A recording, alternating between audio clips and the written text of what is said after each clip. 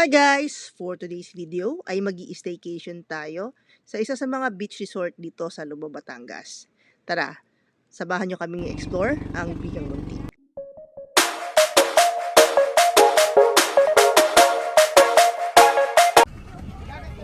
Gagayad lang pababa. Kaya naman po. Opo. Dapat po sir, pababa po ha. Pero kaya naman po, mga sikat po na. So ito po yung pababa Yes. ng Bigang Munti. Gagayad naman sila eh. Ay grabe. Parang yung daanan sa sa Agta. Oh my gosh. No, may kasalubong din.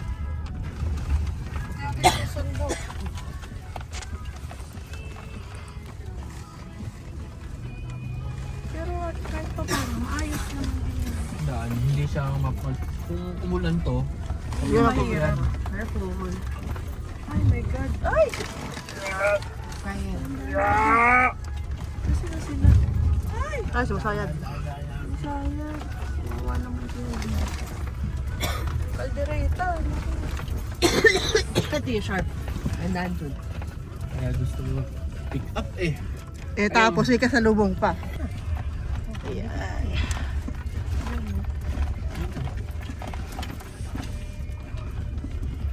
walang tubig. Yung mga Ano ba yan, sinapo, sapa? Oo. Mababa lang. Parang pala walang signal. Dito lang yung parking. Wala tayo dun sa taas, oh. Ayan guys, after 4 hours, we reached the Bigang Munti Resort.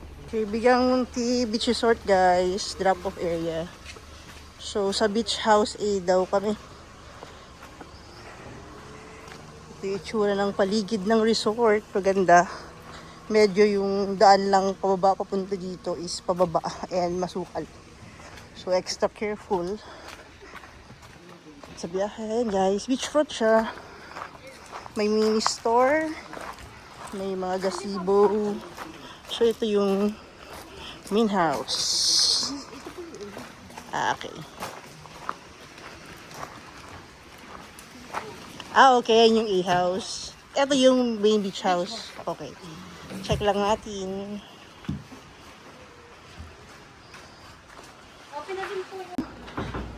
Inay Beach House. 2 rooms. 2 rooms ito. Ayan. So, yan yung mga arrangement. Meron din bed sa labas for relaxation. Okay, so ito yung first room.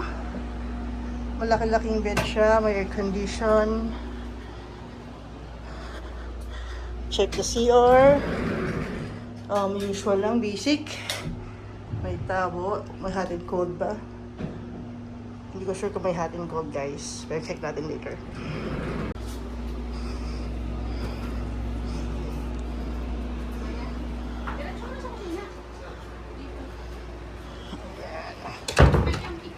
Then ito yung bed sa labas. Then yung second room, same setup din. May paakyat.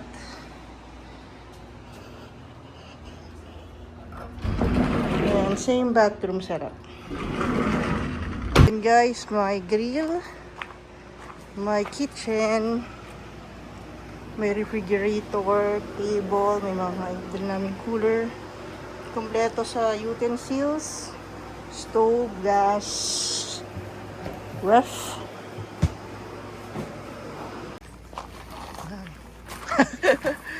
Bigyan natin yung A-house.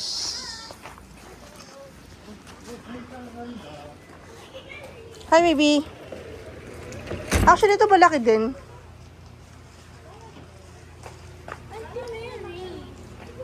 Sa A-house, may kusina ding sarili, may ref. Kompleto. Then, may attic sa taas. May sariling CR. Ganda naman.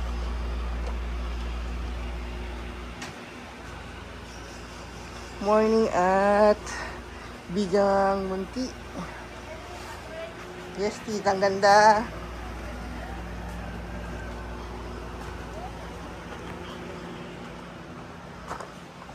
Parang sunny side up lang ah.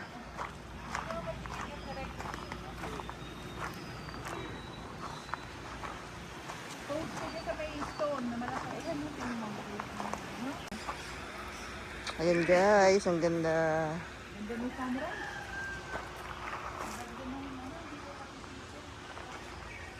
Nighttime guys at Bigang Munti, Lobo, Batangas.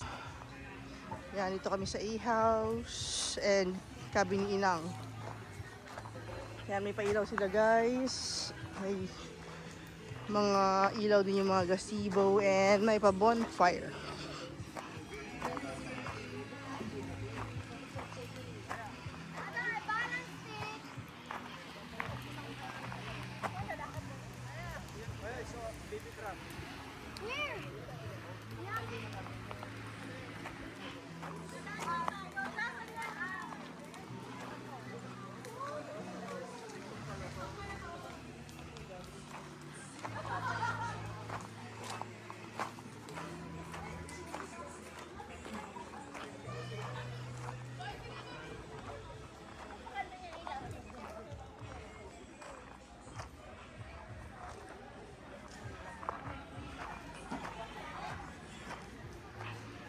It's 8 a.m.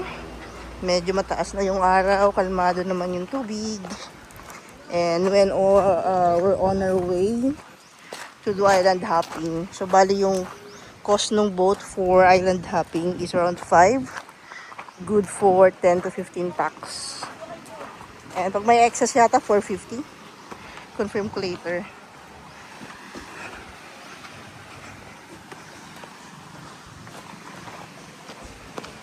Ibang resort din yan siya. Ibang resort din.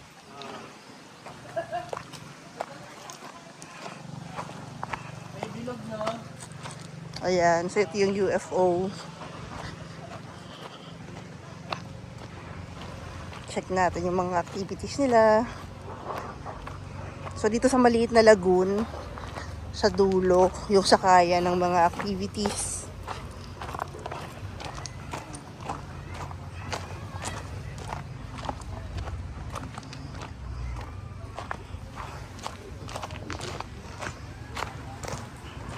Yan. So yung flying fish and UFO guys.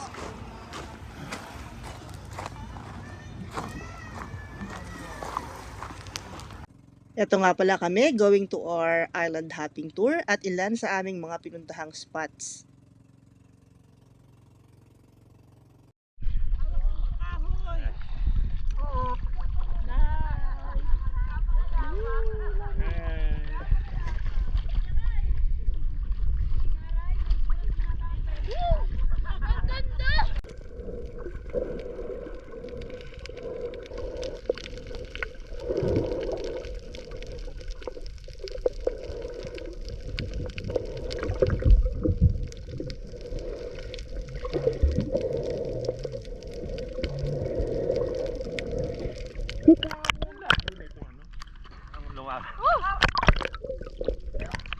Say hi.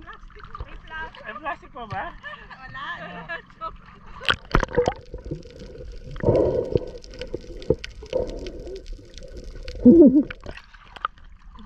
Ayun guys, sobrang na-enjoy namin yung island hopping. Ang ganda at buhay na buhay ang reef dito sa dagat ng Lobo. And may pinuntahan kaming mala sandbar ang dating na talagang hanggang tuhod lang. So magandang mag-explore and mag-take ng pictures. Ayan guys. So yun guys, hindi malansa yung dagat dito sa Bigang Munti. Usually kasi pag sa dagat, beachfront, yung amoy ng usual na dagat na medyo malansa dito wala guys. Honest review, napaka-relaxing dito guys. Ang babait sobra ng mga staff and hindi siya ganun kamahal. So, amenities wise, malakas yung tubig dito guys. Maganda yung look, yung mga beddings naman, malinis. The only issue na nakikita ko is yung internet.